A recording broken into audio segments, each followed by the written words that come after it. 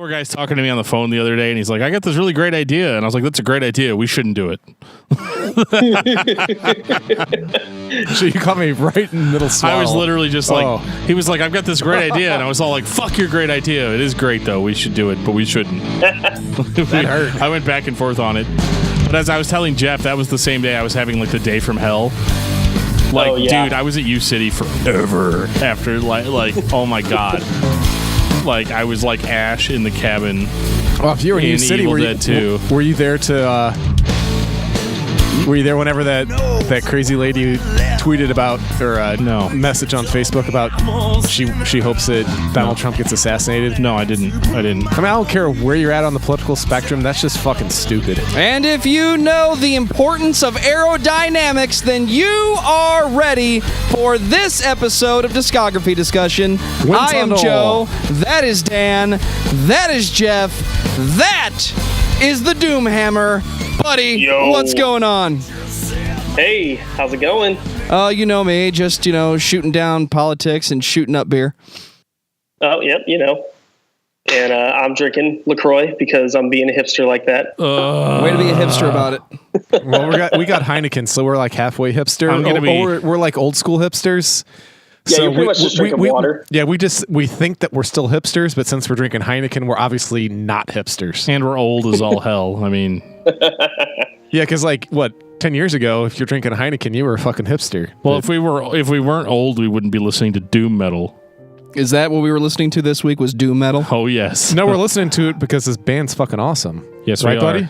Yeah, this band is sick. Swallow the Sun, which thematically, kind of fits this week since, at the time we're recording this, tomorrow is the solar eclipse. The world's gonna end. Oh my God, the world's gonna end. Yeah, I had the best. I actually had a decent idea for a change. I know that doesn't happen very often. I wanted to talk about Sepultura, but you guys were like, no, listen to 19 hours of crushing doom metal in a horrible week. And I was like, oh, great, yeah.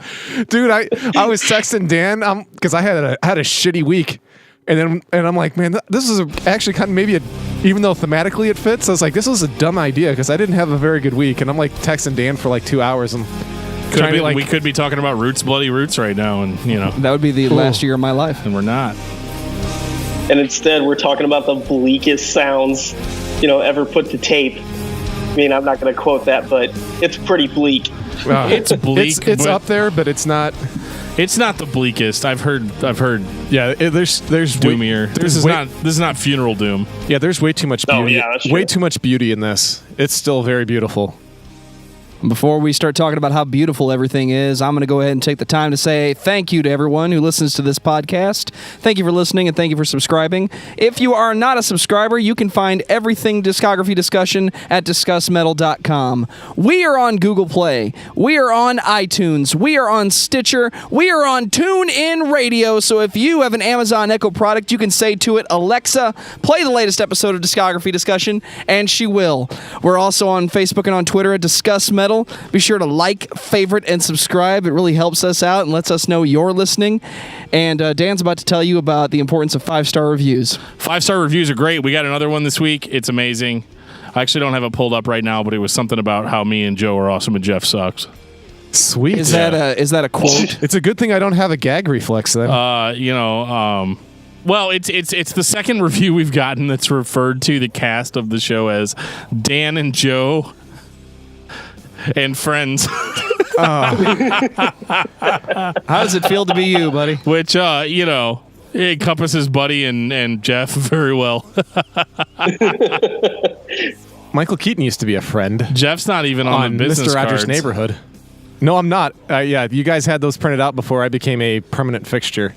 All right. Quasi-permanent. So I got it pulled up here. I'm only here sometimes, so makes sense.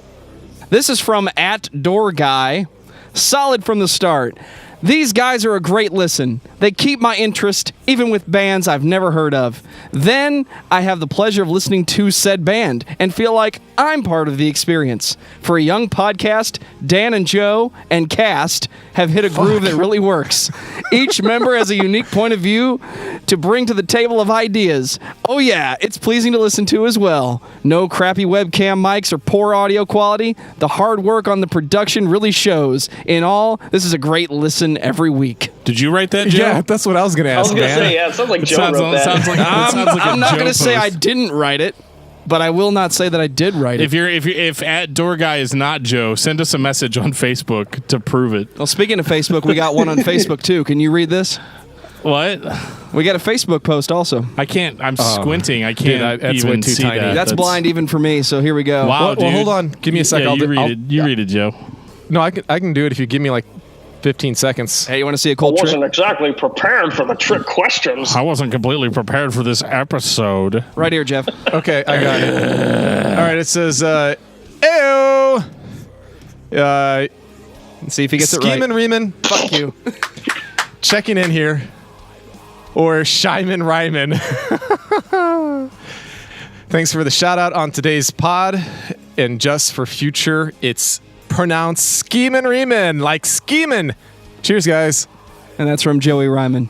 I thought for sure. I was trying to get it through there. I thought for sure that like it was going to end with, and from now on, it's Schemin' Reemin'. Fucker. Like I thought that's well, at least you're not collectively called cast. right. Well, we appreciate you calling everyone else cast. Schemin' Reemin'. You're the man. We appreciate the review that you gave us, and for future reference, Buddy is to be referred to as the Doomhammer. For those that don't know, and those that do got know, whatever you say, got it. Douche nozzle, the douche hammer, the douche canoe. He's the most aerodynamic man on the planet. Just saying. Used to be. I don't shave my head anymore. Buddy, tell me all about Swallow the Sun. Ooh, okay. Well, Jeff, you're going to have to back me up on this because, man, there's like no info on these guys on Wikipedia. But they're basically a Finnish doom band. A finished doom band? Finnish. As in from Finland? Yeah, my bad. My bad. Finnish. And so I discovered these guys, I think around when their 6th album came out. Maybe it was their 5th. Latecomer. Okay. And so it was late in the career that I found it, because I think it was when Emerald Forest and the Blackbird came out, which is their second to last album that they've put out. And I never really paid attention to lyrics or anything, but they just put out this really great set of albums that are just awesome doom metal that is really atmospheric, because they integrate a keyboard into everything, and they don't feel like they always have to be soul crushingly heavy, because they have this soul crushing atmosphere that they can bring down with it. Yeah, I think you just hit on my favorite word when it comes to metal, and that's atmospheric. I thought it was going to be soul crushing. No, it's totally atmospheric. I mean, it's whether it's these guys, you go all the way to the other end of the spectrum with the Contortionists. It's the exact same thing. I gotta have that, almost like that wall of sound. I don't want to be able. I don't like being able to pick every individual thing out simply. I mean, I gotta have layers. I think that's really important. I don't know what it is. I've always been that way with music. I'd like to be able to peel it back and break it down. So I think it makes music more listenable sometimes, because whenever you start focusing on a particular instrument or phrasing or things of that nature, it seems like you always find something new, whenever you go back and listen to it again. And with the other thing that's great about atmospheric music, and I think Buddy will probably agree with me on this, is that you can totally crank it up in the background and just go about your day, and it just makes your day go by better. I don't know what it is, but man, if you got something with atmosphere, it just fills all the empty voids, especially, or calms you down whenever you're at work. Because this is a great band for work. And Dan is about to give a symposium on soul-crushing doom metal. Well, I stole Buddy's thing because he says he listens to it at work, but I do too. So we're the same mind when it comes to that. This is not soul-crushing, really, to me. Maybe on the first record. There's definitely parts. Yeah, I mean, it's it's well growled, it's heavy, but there are doom bands out there. The first doom band I ever heard was a band called Paramecium, and that is literally 1,000 pounds of soul crushing doom, and it's not nearly as good as this, but Yeah, I was gonna say there's also such a thing as soul crushing monotony. This band is really good. I will talk about some lyrical stuff here in a little bit, but for the most part. This band is extremely solid as far as their atmosphere goes, and they really do a good job. Like, because a lot of doom bands, like Buddy said, they kind of focus more on like crushing instrumentation. And this is not really like that. I think the death metal is here, but it's natural. It's more of a natural continuation to their sound versus being the sole focus, and I think that's what separates them from a Paramecium or a My Dying Bride or something of that nature. Yeah, I totally agree. Because when you listen to their catalog, from beginning to end, like toward the beginning, they're definitely more in that. We're super heavy. We growl our vocals and everything. Well, we sing. Oh my God, we sing. We play keyboards. Yeah, they mix in some slow stuff in there, But then as they get further down the line, they even start writing songs where they're almost acoustic, in a couple of like on Emerald Forest. There's This Cut Was the Deepest, which is not even heavy at all, but it's but it's still great. Yeah, it's amazing. And they also start bringing in like black metal vocals, female singers, spoken word type, vocals, and the way that they put together their music is very, trying to convey the atmosphere that they're trying to put forth. And I feel like they do it extremely well, because I always have such a great time listening to it, no matter which album I put on. They do. This is not like some second tier band like Callisto was. This is pretty high quality stuff. And to be honest with you, I was really surprised that the band isn't more popular than they are. Typically when we're talking about bands like this, it's easy to gravitate more towards like a Paradise Lost or an Amorphous, or even there's even a little bit of similarity to old Opeth in there. I was about to throw out Opeth. That I hear a little bit of old Opeth, a little bit of old Catatonia. That sort of sound, like the predominantly growled vocal with clean vocal mixed in. All of that is kind of the modern doom metal aesthetic, and this band pulls it off extremely well. I definitely find myself engaged for the most part, as hard as it is to cram like 7 doom metal albums in a week.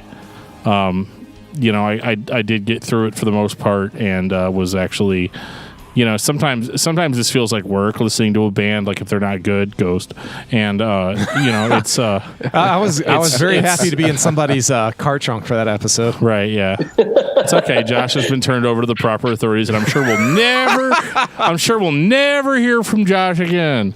But wink, wink, nudge, nudge, wink, wink, nudge, nudge, say no more. But yeah, no, this band is definitely top tier as far as I'm concerned, and they definitely hit all the right notes for me. It's melodic, it's atmospheric, it's heavy, it's growled. My wife still doesn't like to listen to it in the car, and that's great. And it definitely didn't feel like work to get through it. I found myself just kind of kicking back and enjoying a lot of the time, and that's why we do this show, because if I'm not super familiar with the band, like, in full disclosure, so like we definitely try to present this idea that we like know every band from beginning to end, inside and out, and this show really is the result of a lot of man hours of research and just listening, like looking up the Wikipedia page and finding out who the band members are, and finding out what year every album came out. Like, that's the easy part. The hard part is actually sitting down and listening to this, from beginning to end. And if the band's good, then it's like, oh, great. But if they're not as good, then it can be a little rough. Luckily with Swallow the Sun, we really didn't have too much of a problem. Although I will take issue with their latest release, but we'll get there when we get there. Yeah, we will. And let's start this off with 2003's The Morning Never Came. It's like the perfect name for a doom metal album. Right. I mean, yeah, you can't beat that. Come on. So guys, I got this great idea for a band, okay? We're going to be called Swallow the Sun, and the album is going to be called The Morning Never Came. Think about it. You go to sleep, you wake up, the sun is gone. Right, like tomorrow. So we're going to run with this, right? In the title track, he even says, like, one night it happened. The morning never came. Oh shit! Yeah. I say he says that, but he actually just growled it. Yeah. Right. But the whole thematic idea behind that is cool. It's really hard for me to say anything about this type of music other than the musicianship is good, the songs are good, and it's very doomy. Makes you want to, do bad things. Yeah, I mean, I didn't necessarily feel great after listening to it, but that's kind of which is like the mark of a good doom metal band, right? If you're like, maybe everything is useless, it's like perfect, and I mean, we kind of laugh and jest at that, but if you ever.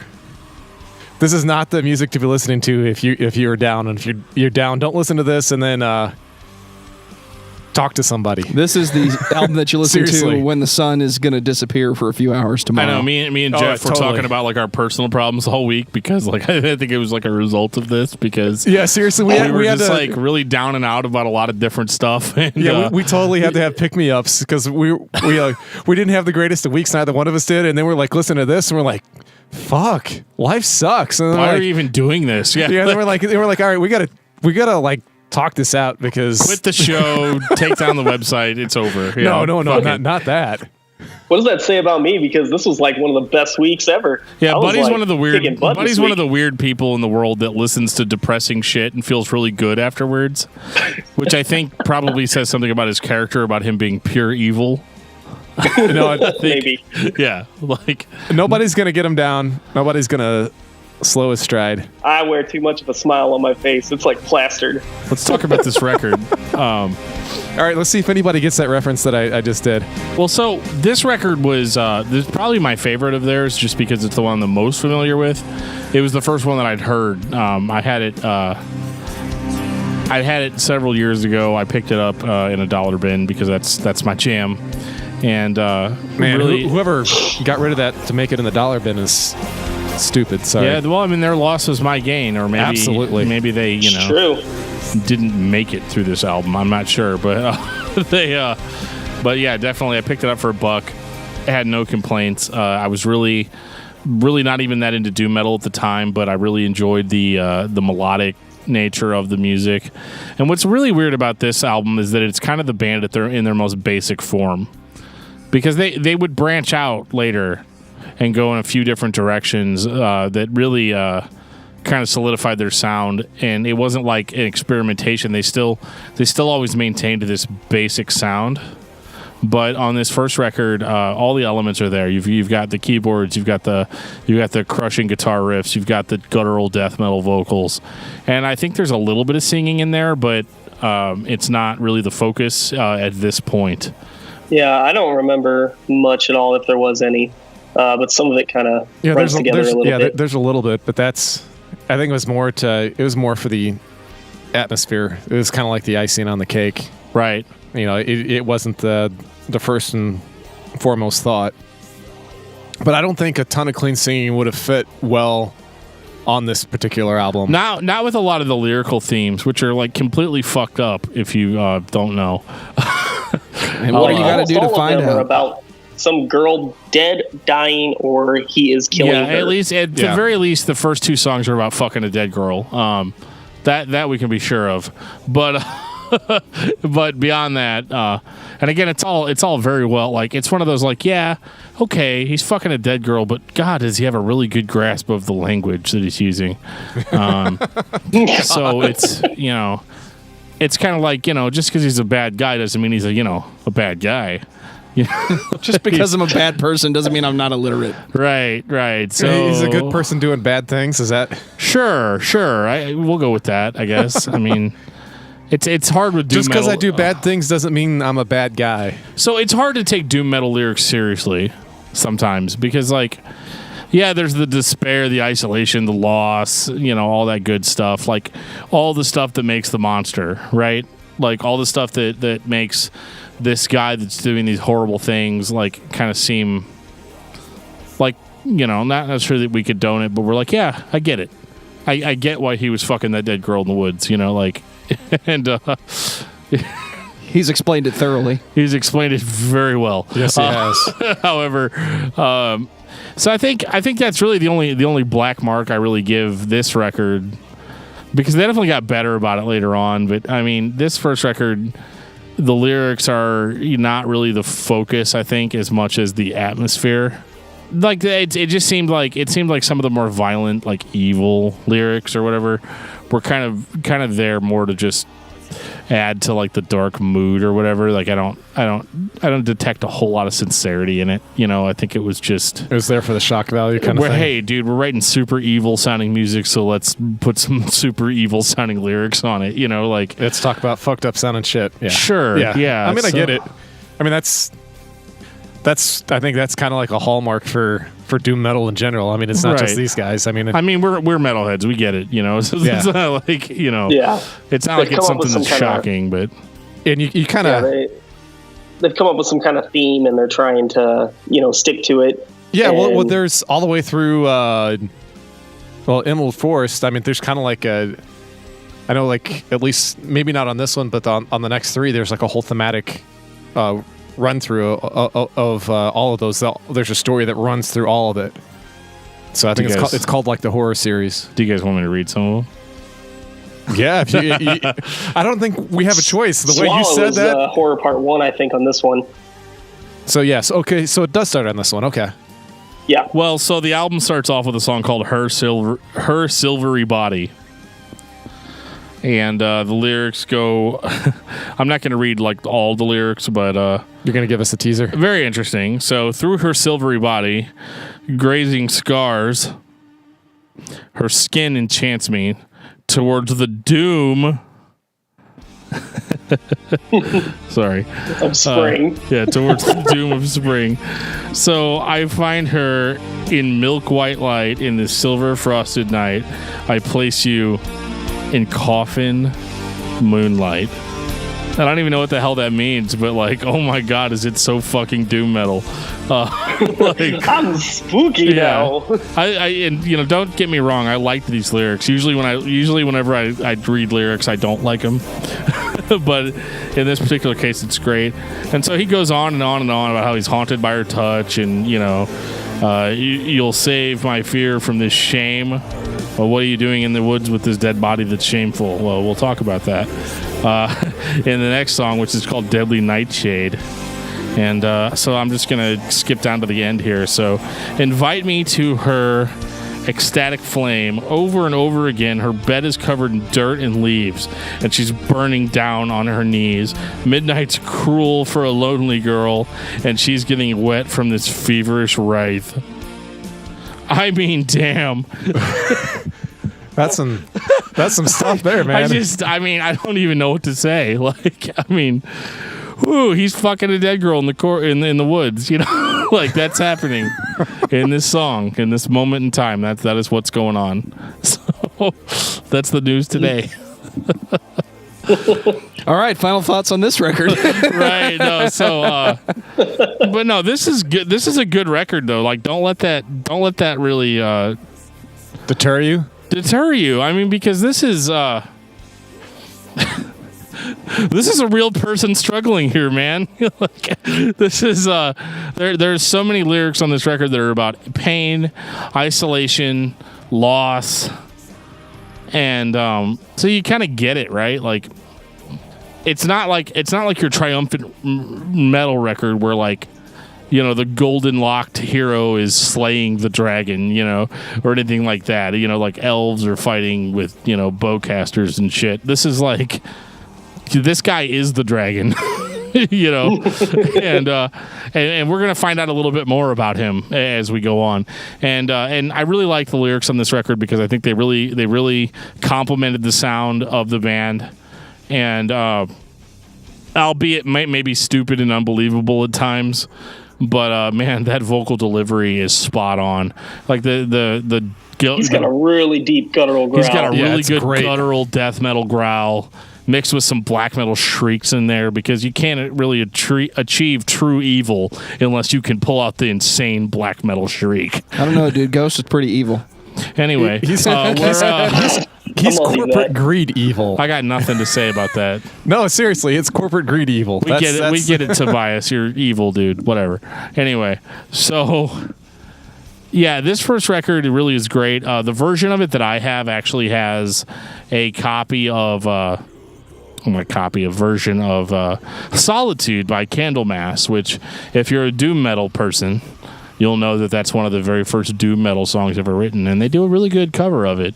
It's kind of nice hearing that song with the death doom, the death doom sound. I really enjoyed that a lot, and I was really happy. It kind of really made me smile. It's the only thing that made me smile on this record. Yeah, I was gonna say, as weird as it sounds, that it's even though with it being a cover, because I'm normally not a cover guy at all.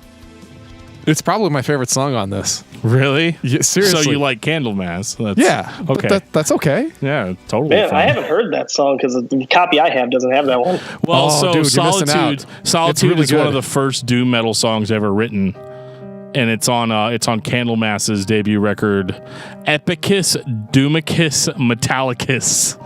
Yeah, I think I've heard Solitude before. Yeah, a long time, dude, it's but so I've not good. heard I definitely like some of the later Candlemass records first, but that record is an all-time classic. It's just not death doom, that the whole death doom thing wasn't a thing yet. Yeah.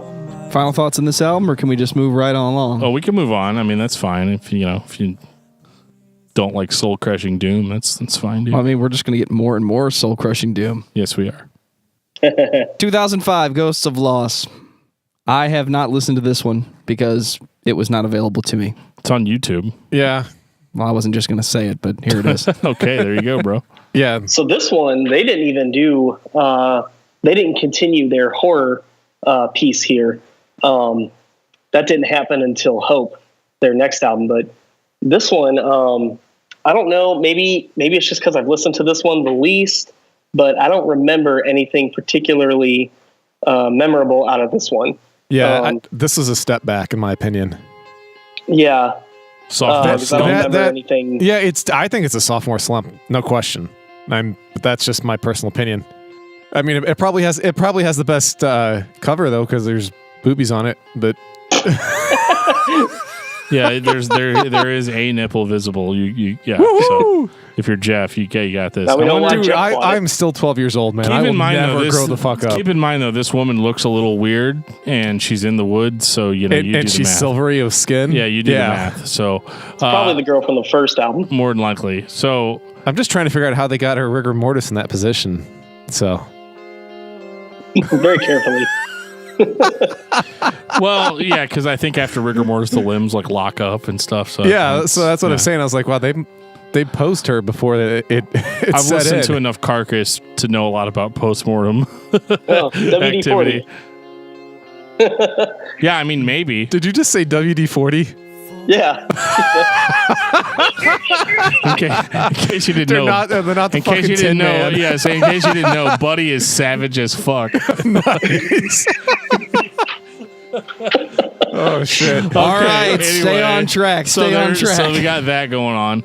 So I mean, okay. So this record was a little bit less soul-crushing doom than the first, and it is a little more generic, I think, in that it sounds more like other doom metal bands of the same type.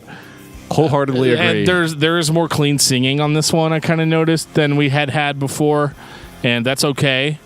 I enjoyed this more from a lyrical perspective in that, yes, the lyrics are more generic doom metal, but that's what I'm here for. So I really thought this record really came together nicely, and yeah, it's not as good as the first record, but I think it was a really good continuation of what they had going on, regardless of whether it had an overarching story lyrically or not.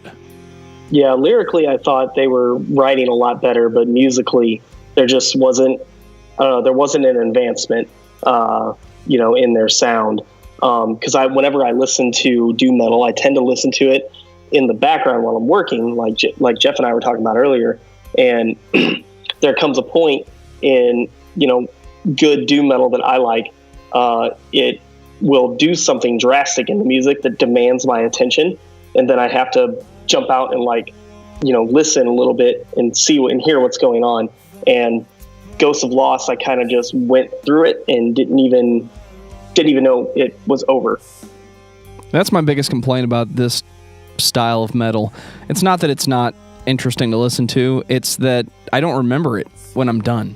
And I really want to, And this album in particular doesn't strike any chords. It's like, yeah, it's there, and now it's done, and next. Oh, but listen to these lyrics. I mean, my God. The lyrics are really good. This is like pure doom metal, man. Yeah, roots rip my flesh and fill my skull as worms dance around my drowning body. 100%. Feasting for the one that has gone, but I'm arriving, closing the door, ocean floor. 7 steps from my cradle, closer to the end, with every breath. What the hell that I was made for living? I am arriving. These are really good lyrics. Yeah, they're fucking awesome, man. They're brutal. I mean, it's depressing as shit, and I like we said, that's kind of what we're. That's like I'm not gonna lie. That's the meal we're looking for. I'm not gonna lie. This almost sounds more doom than the first one. Which is it's not Swallow the Sun. Which is also what's wrong with it, right? Because it's not them. It's. I almost feel like they had a producer or an engineer tell them this is how you need to sound. This, and that was like the worst thing that could ever happen to them. They, Swallow the Sun is, I think when it comes to doom metal, they're a little bit more unique. They're not your typical doom metal, and that's what makes them good. Right. It's because they put their own spin on it. Well, because doom metal in its purest form is extremely boring. It's boring because it's generic. Because you can only do so much. Yeah, it's melancholy, it's heavy, it's whatever. But like, because if you start playing too fast, then you can't be doom metal. Right. Right. Let me get my beats per minute meter. Yeah. All right, guys. On this song, you guys may have actually, gone a little too far here. But yeah, I feel like somebody listened to "Still Life in Blackwater Park" by Opeth and said, "All right, guys, so you need to sound like Opeth on this record." Maybe there is a lot of forced progressive elements in here, and I say really forced because like clearly the singing isn't anywhere close to the same level as like Michael Ackerfeld, and that's a problem. Yeah. That's okay. I feel like it gets a lot better as you go on in their discography. Oh, no question. Sure. Well, yeah, to a certain extent. There might be a stinker up ahead, but we'll get to that when we get to that. Do we have anything specific to say about this one, or are we just going to the next one? It's generic. What do you want me to say? It's doom metal. Yeah. Yeah. I didn't have anything memorable. 2007, Hope. Now we're back on track. Yeah, it's anything but. Dude, this is fucking great. It's anything but Hope. I love this one. This is where they start continuing their horror series, and they do Horror Part 2, which is the track 4 called Don't Fall Asleep. And I like how this one opens because it just has that like spoken word type thing going into the beginning of it. No, maybe it wasn't spoken word, it was singing. But so I definitely like with this record, I get kind of more of like a gothy feel with it. Nothing wrong with that. No, because like the first 2 records were very doom metal, and like they kind of fit in their own perfect little box. I could call them doom metal, put it on my shelf in my doom metal section, and that was pretty much it. This record's a little bit more of an anomaly. The singing is obviously better than it was on the previous record, and I think with this it was more of a calculated decision to just do what they wanted. And thank God, because it's great. It definitely it's played extremely straight. It progresses really more from the first record than it does the second, and it sounds more like the second record we should have got from the band. Right. It's almost like yeah. Whereas the actual second record was somewhat like safe, I guess, musically. This one is not quite as safe. There are some people I think that would listen to this and think, yeah, it's not soul crushing doom, so I don't give a shit. Like there's plenty of people out there like that. But the people that are really more about the atmosphere and less the soul crushing heaviness, which is still present here, but it is toned back a bit. Yeah, this album has atmosphere in spades. It just the way that they utilize the keyboards and then the changes in being heavy and then being more melancholy, utilizing the different vocal styles of their singers. It just sounds amazing on this album. Yeah, I almost think he almost, as bad as it sounds, just skip Ghosts of Lost and go straight to Hope. I mean, if you're just like going to be listening straight through, I mean, that's kind of what I do when I listen to it. Well, Ghost of Lost was still... I'm not saying it was bad. I'm just saying, like, for like a progression from album to album. Yeah. But if you like doom metal, you're still gonna like it. Oh yeah. Don't get me wrong. I'm not saying like skip it because it's a piece of shit. I don't mean it that way. I just mean like if you're gonna put them all on and if just you're trying this band out and you're not sure you like them, don't listen to Ghost of Lost first. Fair enough. Is Hope the first album you should listen to then? No, not in my opinion. It's up there. I'd say it's probably the second. But yeah, Emerald Forest and the Blackbird is probably the one I'm going to say you should listen to first. Because I think that's them at their quintessential best. I think that is the... Okay. I think they reached the summit with that album. That is one of the best albums ever, in my opinion. So I might be a little biased. I'm listening to Hope. I'm enjoying it. But Hope review is great. My review of this is it's doom metal. I wish I could say more. I can't. See, I'd say more gothic metal. Okay. Whoa. Genre, please here. No, it's still doom metal. I mean, for sure. But like there's a much more of a gothic atmosphere. The keyboards kind of take a much more prominent role here. Like they turned them up or something. But like, it's kind of more the keyboards are creating the atmosphere here a little bit more. They're experimenting more with a lot of different sounds. Yeah, this is when the layering starts to hit, I think, and that's what the keyboards, like what Buddy said. I think that I think this is whenever they really start becoming Swallow the Sun. I mean, Hope is like the first one. It would be the first album that I really associate with truly their sound. So yeah, this is really whenever when I listen to, I'm like, okay, this is distinctly, Swallow the Sun and not a doom metal band. So. Yeah, because I'd say like The Morning Never Came lyrically feels like them, and then Hope is when I feel like the music joins those lyrics. Right. Yeah. I agreed. And I'm probably selling them short on the first album because I'm not a lyric guy. So that's my fault. And I'll be the first one to admit it. It is your fault. It's always my fault. You should know that. Yourself. I am. That's why this was probably not the best. Even though thematically it was a great choice for this week. The lyrics are what I enjoyed the most. I feel like we needed an extra week to really dissect all these albums. Yeah, new rule on discography discussion. If we talk about a doom metal band, we get 2 weeks to listen to it. Because I really wanted another pass through at these. I listen to Emerald Forest. I listen to probably once a week, so it's probably not fair for me to say. It's a wonder you're still alive. Oh, I tell you what, when it's one of those albums when I need to go to sleep, dude, put that shit on and I'm out. There you go. And it's Swallow great. the Sun, putting you to sleep since 2003. Right. Well, before we get to. Yeah, I keep jumping. I'm sorry, man. I got such a hard on for that album. It's not even funny. Well, let's get moving here. 2009, dude, New Moon. I can do cock push-ups, man. Yeah, I'm sure you can. That's right, ladies and gentlemen. New Moon was not. I was going to make a joke there. Never mind. Wasn't really associated with the film of the same name. Thank God. Or the book. Sorry, I know it's a book. It's not. For all of our female listeners, we realized that it was also we're not bringing it up. It's gone. It's dead.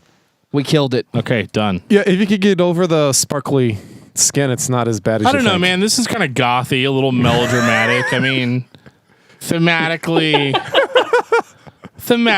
it's similar.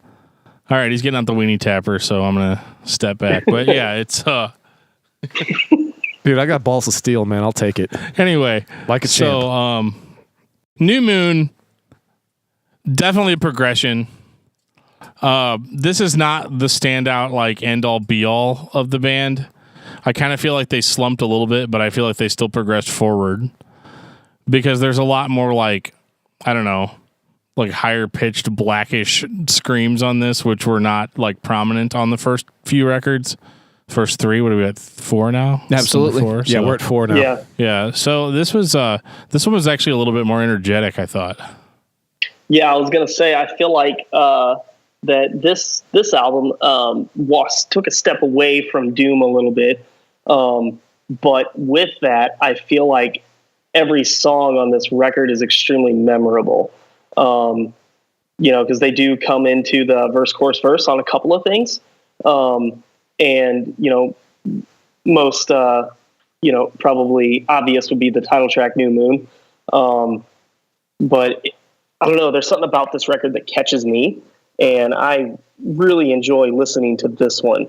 Because I know, Jeff really likes, Emerald Forest, but I feel like this one is also an extremely solid listen. And I have to disagree, Dan. I don't think they slumped here. I just think maybe they went a different direction, even if it wasn't necessarily Doom. It still, in my opinion, is a really great Swallow the Sun record.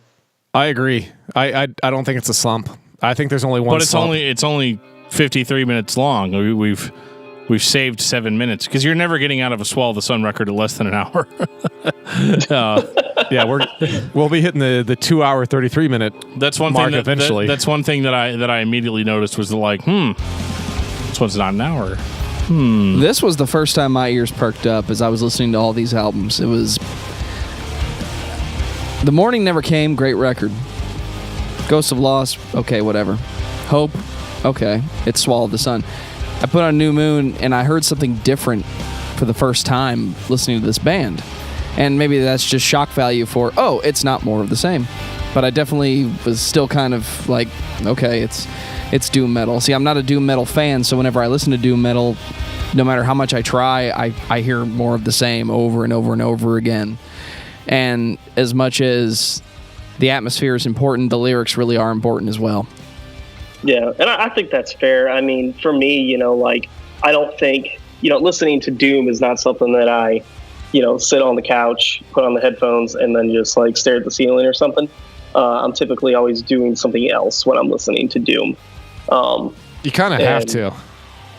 Yeah. Otherwise, you can't. You can only take it in small doses. You try to sit in an evening and go through a few albums. Yeah, you're gonna cry yourself to sleep that night. Well, that's my problem too. Is I sat down and listened to these and read the lyrics along with them as I listened to them. Man. I mean, doom. In my opinion, doom metal lyrics are fucking rough, man. It really, yeah. You gotta. It's got to be an atmospheric listen, and maybe that's why I like doom metal so much, is because I don't pay attention to lyrics as much as Dan does. Not even probably 5% as compared to his 100%. Yeah, I'd say doom. I definitely, I'm like you, Jeff. I put it in the background when I listen to doom. I don't pay attention to lyrics as much. Other stuff, like when I'm listening to hardcore or death metal, I'll probably want to know, what are they saying?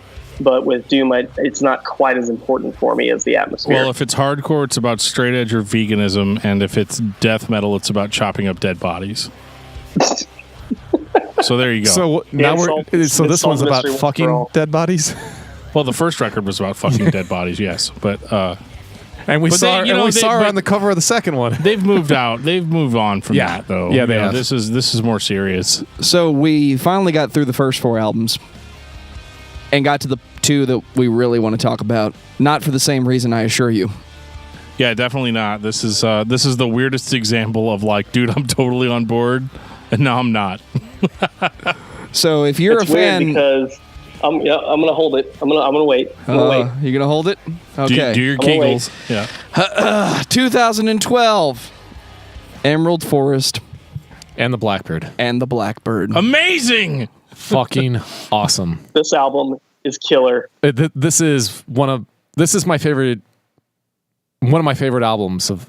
I put it in my top 25. This was the first one that I liked better than the first record. Being a metal fan predominantly, there's just something about a first record from every band that is just magical. Right, because it's generally them. But this is the idea fully realized. Dude, this is Swallow the Sun. I mean, this is the embodiment of, I think, what they've been striving for a decade. This was amazing. It's a landmark album for me. This actually opened my ears more to the whole doom metal scene, because I heard this and I'm like, this is the most beautiful and haunting thing I've ever heard in my life. at the time. I mean, and that's not that long ago because this came out in 2012. Emerald Forest and the Blackbird is seriously one of my top 10 favorite songs of all time. I love this song. I play it all the fucking time. It's the reason why I play this album once a week, because I'm an album listener. So if I love a song, I got to listen to the whole thing. I'm not going to listen to just a song. It's cover to cover. There's nothing bad on this.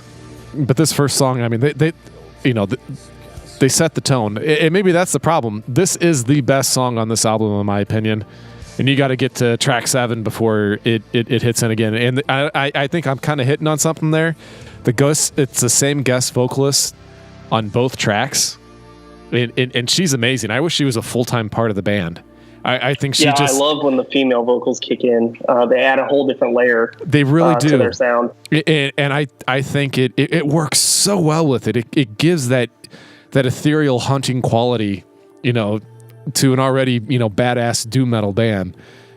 So if you're just going to add another layer to that, holy shit, I mean, why not? And the album art's fucking awesome too. I was trying to get this in I texted Dan earlier because I want to buy this tee so fucking bad, and I can't find it anywhere in my size. I mean, I want to get it from their official merch store, but unless I want to buy like a 3XL, I can't get it, or a small. I think that's perfect the only for me. The small or the 3XL? 3XL for sure. So that's what I'm saying. Like, I was telling him, like, I was like looking for all of these like great T-shirts.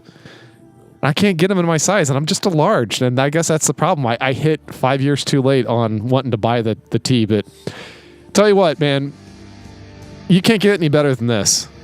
This from the spoken word to the crazy vocals to having the female vocals to the atmosphere, it's got it all. I mean, this is some top tier doom metal right here. Yeah, it's as good as it gets, in my opinion. Yeah.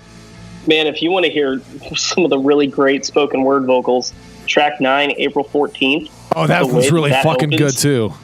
I don't know who that dude is that they got to come in to do the spoken word, but dude, that's some great shit. Yeah, it's so good. Just the way, like, they must be putting some kind of reverb or something on him, or that dude is just a beast. I don't know. Yeah, or he's just terrified to talk about great. Like when he calls the cable company, he's like, I want to talk about my bill. It's like, you're like, okay, hold on. We're just going to transfer him right to supervisor. Yeah. It's like, I wonder what his kids are like, like when he reads a bedtime story to them. The 3 little pigs. Like, I can't even get even remotely that low. Yeah, his daughter's probably fucking Wednesday from the Addams Family. Puff. I'm going to blow your house down. No, this is not about the girl in the woods. And we've come full circle. Jeff, you hit the nail on the head. Well, that song is just so evil sounding at the beginning anyway. Like, ugh. It's got its epicness going on here. And for anybody that doesn't know, the guitarist in this band was the same guy that did a lot of the arrangement for Nightwish. So a lot of the epic symphonicness that you get, that's kind of right in his wheelhouse. Yeah, and this is actually the last album with him. Really? Oh, yeah, really? Yeah, he actually left after this album. That's when he joined Nightwish, was after this. It shows. Yeah. And Dan is getting us ready for the last one here. I mean, Emerald Forest and the Blackbird, Jeff, you said pretty much anything I could say. This is where they found their foot. This is where they found their sound. This is the album I would give you if you wanted to listen to doom metal first. What is doom metal, Joe? I would not give you Opeth. I would give you this. Yeah, this is seriously in my opinion, the best doom album ever. When we decided to talk about Swallow the Sun, I really just wanted to listen to this one, but I knew I had to listen to the rest. And again, it's doom metal, so there's not much more I can say about it other than that. It's really, really good doom metal. It's heavy. It's epic. It's terrifying. Yeah, that's the biggest thing for me. Sure, doom metal's always known for their lyrics, to set the stage, with how haunting it is or how scary it is. I think with this album, they do such a great job setting it with just the atmosphere. So if you're somebody like me or a buddy who puts it on in the background, there's so many things on this album that catch your attention and pull you in. And I can't listen to this one at work because it takes me away from work way too much. The other thing I really like about this is that they do a whole lot of vocal harmonies. And I think it's the first time they really focused on that. If you ask anybody who knows me, they'll tell you, you want me to get a hard on, the vocal harmonies do it every fucking time. Man, I love it. And they do it's the under vocals on this that really do it for me. I mean, it's hauntingly beautiful. Like what always gets a couple of chuckles out of my friends is that I'll be at work and I'll be listening to, like this album in particular. I just did it this week. I'd be sitting there listening, and there's just some parts you just have to, headbang, air drum, stop what you're doing, and so I'll just get into it and just start air drumming. Like, what are you doing? Yeah. Oh, nothing. Yeah, people at work, they give me grief for the opposite reason. I'm one of those, there's certain parts in this album that I, head tilt back, eyes roll back in my head, mouth pops open. Then they're like, is there somebody underneath your desk? I'm like, no, but it's damn close to the same experience because that's how much I love this album. Nothing enough of the innuendo. Let's go on to Songs from the North 1, 2, and 3. 2 hours and 33 minutes. 153 minutes, I believe, was the... If the last two albums weren't doom and metal enough for you, then here you go. Yeah, they get... As Dan put it earlier, they went a little too far up their own ass on this one, in my opinion. Well, this is an example of a lack of quality control. These guys are extremely talented. Okay. So they have a lot of good ideas. Most people that have a lot of good ideas have a lot of bad ideas too. But the cool thing about quality control is that you can kind of hone in those good ideas and filter out the bad. So if you write 2 hours worth of material, you keep an hour. You don't typically keep 2.5 hours. This just seemed to go on for way too long. There was a lot of filler in because you have to have filler. Nobody has 2.5 hours of good material. It started strong. I thought most of album 1 was good, and then there's parts of 2 that are okay, but unfortunately, there's a lot on 2 that's Yeah, but you get to 3 that's like total rigor mortis. Yeah, until you get to the end of 3. Like, the last few songs on 3 are really fucking good. And I'm like, I had to wait through all of that to get to this. And I guess that's, this is probably my own fault too. Since I'm an album listener and not a track listener, I mean, this is a fucking marathon session. I mean, can you imagine them playing this whole thing live? Like, dude, I don't know. Live, I'd probably fucking love it, man. I mean, because there's more elements to it, since I'm actually get to see them playing it. And it depends on how emotive they are when they play. I've never seen them, physically live. But a lot of times whenever you get people that are passionate about their music, and you can feed off of that, even if you're not a huge fan of the music themselves. I mean, I know it's rock and not metal, but for me, the perfect example is Lenny Kravitz. I'm not a big Lenny Kravitz guy, but holy shit, does that guy put on a fucking concert? I mean, you want to talk about being able to feed off somebody's emotion and the fact that they believe in their music. How did we get to Lenny Kravitz? Because we were talking about how this is hard to swallow. This is a lot to take in at one time, and I can't really sit down and listen to a Lenny Kravitz album, but until I saw him live, and then I believed it. So maybe if I saw these guys live, Songs from the North would take on a completely different persona for me, because I'd believe it then, because I saw their passion. I saw how emotive they are when they were playing it. That makes a big difference. everybody in this day and age with it being digital, everybody just goes to Spotify or Google Music or iTunes or wherever, because that's what we do. I mean, we kind of have to, so we can actually bring you this marvelous podcast. You still need to see the performance. I think that's so important, and I bet I'd actually put money on it. You see these guys live, we would probably change our tune on this triple release. Maybe. I don't know, dude. Listening to this record was like watching Dream Theater solo for 90 minutes. Well, have you seen Dream Theater live? Yes. I saw him for about an hour live. And we left early. They played after Opeth and Between the Buried and Me, and after seeing Opeth, we were like, well, that's a pretty good way to end the night, so we just left. I enjoyed Dream Theater. I wonder, I actually have, I think, an opposite opinion from you guys, because I actually like all three of these albums. I think that they've been going better in quality since New Hope. Or, not Just New Hope, what am I talking about? New Moon. Star Wars. It's my Salacious Crumb t-shirt that's got you going. I think Darth so. Jeff. I don't know. Maybe it was an expectation thing, because when I saw that it was 3 albums, I assumed that there would be like instrumentals, like meandering going on, that not every track was supposed to, be something you listen to. It was supposed to be like a lot of interlude tracks, So I guess, I saw it as kind of like they weren't 3 separate albums. I saw it as a single entire whole album, but the fact that they were releasing this on CD means that they had to break it up as 1, 2, and 3. And so you've got the second album and part of the third album, which is kind of making up the middle tracks of your whole album.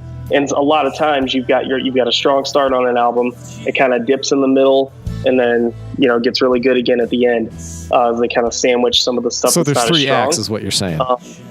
Okay. Yeah, exactly. I get that. And I think I got this idea. It's just like it's like it is with the movie. I mean, the Act 2 is generally kind of slowish, and that's exactly what it is with this album. I get that. I believe that. Yeah, and I was looking around to see if maybe that they had like this was a concept album or something, because then that would have made a lot more sense to me as well. And I think what sparked this expectation in my head was there was I can't remember where they're from, but there's a blackish doom type band called Virgin Black that's out there, and they were going to release a part 1, 2, and 3 as well, and they only got to part 1 and 2, but what they were going to do was one of the albums was going to be their typical Virgin Black sound, and then they were going to go extremely heavy on another album, and those were the 2 that got released. And then the third one was supposed to be just all super soft, like piano and all that kind of stuff, and it was supposed to be I guess you could think of like Damnation by Opeth. It was more in that very softer range. And so whenever I was thinking of Songs of the North, I'm like, oh, this is probably what they're going to do, is have this triple, style to the sound where it's going to move from one act to the other. One thing I will say, clean vocals on this is really, really good. It's probably the best. It is the best that they've had throughout their discography. Agreed. But I think it's the lull in the middle. It was just too hard for me, to go through. I mean, and like I said, that's probably my fault in the fact that I want to listen to all 2.5 hours straight through and just power through it. Yeah. And maybe I shouldn't do that. It maybe that was the other problem too, is that it's new enough that, because the last 2.5, 3 years, I've really become more of a critical listener than what I've been in the past. And maybe that's made me a little more critical of this, because I was so excited to see that they were actually bringing this out. And so my expectations were raised, and I just don't think they quite, well, in my opinion, they didn't come close to hitting what I wanted. I think, song by song on their own, a lot of this stuff works, and it's good. I just don't think like I said, it's probably my fault for sitting there for 2 hours and 33 minutes and listening to the whole damn thing straight through. That's on me. And maybe I need to change my perspective and break it up into the 3 acts. And it's like you said, if you break it up into 3 acts, you're not breaking it up into the song portions of what album 1, 2, and 3 is. Because it doesn't flow exactly like that. I'm sure like you said, they probably did it because of CDs and minutes. But like we said, 2 and 3, there's some crossover there. Like the beginning of 3 is really more, probably should go with 2.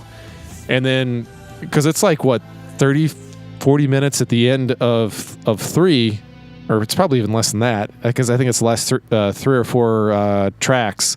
It's totally different than what you heard on 2 in the beginning of 3. Yeah.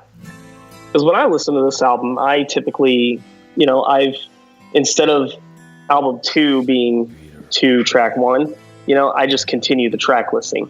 And I just treat this as a whole, album in its entirety. Gotcha. And so maybe that's where it's changed, for me as well. Is that I'm not thinking of it as 3 separate albums. No, and like I said, I don't really think I think of it that way, but it's just the middle part is listening as a collective whole. It's just hard for me to get through. That's all. It slows down. It slows down a little too much for me. Is all. Yeah, I just want to listen to the beginning and the end. Did you seriously just say that Doom was too slow for you? Come on, Jeff. It's doom metal. It's going to be slow. Yeah, but like I said, you gotta. It's generally in small portions, like an hour at a time, which is generally all that you're listening to is an hour, maybe an hour and a half.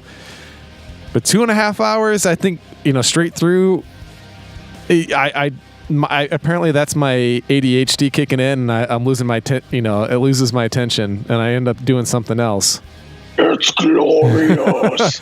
Because it's not like it's bad, but it's definitely it's a drop off from, and that's mainly because I think that Emerald Forest and the Blackbirds, like, they're quintessential. I mean, that was their summit, that was their peak. And I feel like this one went downhill a little bit. That's just my personal opinion. I mean, there might be other people that say, dude, you're missing the boat. And if you are one of those people and you're listening to this, write us and tell us why. I guess I just don't have time for it. It's like trying to sit down and listen to Ghosts by 9 Inch Nails. It's like, I don't have time. Oh, listen to Trent Reznor's feedback or a loop collection. So, like, it's just his collection of loops he has on his MacBook or whatever. Like, it's sexy as fuck, man. I guess. Anyway. Well, Jeff, you said something I want to explore for a second. When did you have a lead up to Swallow the Sun or Songs in the North? Like, were you aware of its existence before it had come out and you were looking forward to it? Yeah, that was it. There was anticipation. I mean, because seriously, it was because, Emerald Forest was such a big deal to me. I was like, holy shit. They've arrived. And I'm like, I can't wait for the next fucking thing. And I'm like, and it's 3 albums? Fuck yeah. I mean, I was so stoked whenever I heard that was coming out. And it didn't fulfill what I was looking for. I like the fact that they did go outside the box, and I've said it more than once on this podcast. I'm a huge proponent of that, and I really, really like the clean singing too.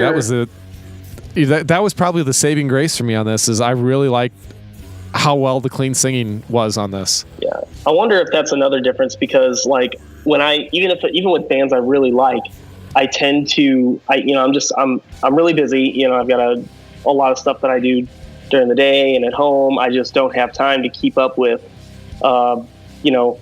news of bands and stuff. Like, I still listen to what I listen to. I still love what I listen to, so I get Swallow the Sun, listen to other stuff all the time. And then every now and then I'll get a little bit of free time and I'll go, hey, I wonder if anybody's got any new albums out. And then I'll go start searching for stuff. And that's how I found this one. And so, I had no expectation coming into it. And I wonder if that had also changed how I felt about the album. Gotcha. As a whole. Yeah. When I find a band that I really like, I'll turn notifications on Facebook and all that kind of bullshit, because I do want to know, because I'm like you. I mean, we all, outside of Joe, the living the life of a bachelor, the rest of us got kiddos, and it's not like we got a shit ton of time on our hands. And so I let social media and the internet do the work for me, and I let it notify me whenever there's something to release, or there's that's how I found out about with just Jesper Strongblag or Jesper Strongblag and Syra or Kyra or however you want to say it. And I was so fucking excited, and that album doesn't drop until September. The singer of that band followed me on Twitter, and then he stopped following me. Oh, it's probably because he heard the In Flames episode and was like, God, these guys are a bunch of cocksuckers. Or the Pantera one, I don't know. Speaking of Twitter, I'm going to give a shout out to Into the Combine, who says, you guys should give Ghost another chance around Halloween. Embrace the cheese. I love that band. But yeah, not for everyone. Oh, yeah, embrace the cheese. So if you guys don't know, Into the Combine is another metal podcast. Similar to us, they've been around longer. They're more popular. They're a great podcast. You should check them out for sure. And I thought Halloween was about candy, not about cheese. We got some good stuff for Halloween. So all right, final thoughts on Swallow the Sun, Doomhammer, buddy. What you got for me? So I mean, doom metal is probably one of my favorite genres, just because I love the atmosphere that typically goes along with doom metal. And Swallow the Sun was one of the doom metal bands that the first one that I've heard in a long time that really brought it in spades. And I love to listen to it. I've actually put certain albums on just repeat, and made entire presentations at work while listening to it. It's just one of those great bands that I can always put on in the background and just enjoy thoroughly. Damn, I wish I worked where you work, being able to play that shit and give presentations at the same time. Holy cow, man. That's great. Well, I don't play it. I mean, it's in my headphones, and I'm, friggin'. Oh, you're doing it digitally. I gotcha. Yeah, I have. Yeah. I have customer interaction, and yeah, I can't do that stuff. No, for. Oh, I see what you mean. So if I do it, I think you were calling. I work with engineers on airplanes and shit, so they probably wonder what the fuck is he talking about. Hey Jeff, you know how you're in an engineer's house? He'll tell you.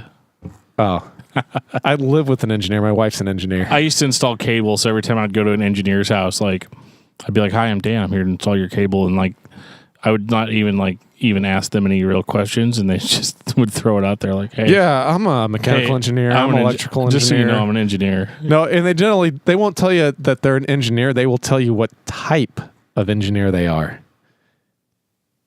Pretty much, yeah. I'm an electrical engineer, so I wired this house, Hey, already. Hey, when you came in, it's going to be really easy for you. Well, yeah, okay, great. When you came and installed mine, it was easy. It was. Yeah, that's because I that's what I do for a living is cable assemblies. Yeah, and Jeff offering me all kinds of weird favors. Yeah, like laser discs. Speaking of weird favors, Jeff, your final thoughts on Swallow the Sun. One album to rule them all. Seriously, I mean, Emerald Forest and the Blackbird, I mean, I can't say it enough. I mean, if you're interested in doom metal or you've never heard of Swallow the Sun, just buy the fucking album, man. Don't even stream it on Spotify or, Google Music. Yeah, I mean, just buy that fucker. It is that good. I promise you will not be disappointed. But as a collective whole, I mean, this is a great band. The lyrics are fucked up, which is what you want. There's tons of layers. There's haunting, melodies. I mean, it's everything you want, in one package. You can listen to them and not have to worry about listening to anybody else. I mean, they're that good. So go check them out. I'm going to say it's doom metal. If you like doom metal, then listen to it. If you aren't sure what doom metal is, listen to Emerald Forest. Dan, what about you? Well, I like the band, The only issue I really have with them is that, if it takes you 10 years to find your footing, no. But no, they're a good band, and I really enjoy doom metal. I like what they brought to the table. They're not necessarily my go-to at the moment for doom metal. Who's your go-to? Well, it's really weird because Buddy brought up Virgin Black, and I think Virgin Black is kind of my jam. So they're kind of what I compare most doomy gothy metal to. Even though they're not really doom metal, I think like one record that they have is doom metal, but like beyond that, everything else is like operatic, like gothy operatic stuff. And but no, this is not about Virgin Black, but Swallow the Sun is just one of those bands that, if you haven't heard them and you haven't given them a chance, you're definitely missing out, because they bring a lot of cool stuff to the table, and they don't give you necessarily the basic treatment. They don't give you the girlfriend experience, So they're definitely a good band, and I highly recommend them. 1 week from the recording of this show, we will be in Nashville, Tennessee. What will we be doing there, Dan? Well, we're going to be at the Rockin' Pod Expo, and we're just going to show up. We're going to be hanging out. You should hang out with us. The Rockin' Pod Expo, if you didn't know, is a expo that is celebrating, I guess, like rock and metal podcasts, and there's going to actually be members of bands there to sign autographs and meet and greets and things like that. They're going to be screening the movie Heavy Metal Parking Lot with a cast reunion there. So if anybody hasn't seen that movie, it's another good reason to show up. One of the main reasons I'm showing up is because they're going to have a lot of vinyl dealers there, and I'm really excited about seeing that. And Joshua Toomey's going to be there, so that's honestly like pretty much the most motivation you need to go. And that's going to be on August 26th. Admission is $10. Yep, it's going to be fun. You'll be in my hometown, so I'll actually be able to make it. Yeah, so we'll be there if you want to hang out with us. And on that note, this has been episode 27 of Discography Discussion. Thank you for listening. You can like us on Facebook and follow us on Twitter at discussmetal. Subscribe to our podcast everywhere you listen to podcasts, including Google Play, iTunes, and Stitcher. Visit discussmetal.com for all things discography discussion, and please send questions and comments to danandjoeshow@gmail.com. If you are not a patron, you can become one at patreon.com/discussmetal. We have some sweet perks. There's just one thing I want to say at the end of this podcast. So I was listening to Talk To Me this week, and they were talking about Dream Theater. And Toomey has a new co-host named John Drake, who's a big Dream Theater fan, and Toomey suggested that John Drake come on Discography Discussion sometime to talk about Dream Theater. So we would like for that to happen. So John Drake, if you are listening, we are formally requesting your presence for a Dream Theater discussion. I'm down with that. I love Dream Theater. There you go. Just remember, Pantera sucks. No, come on.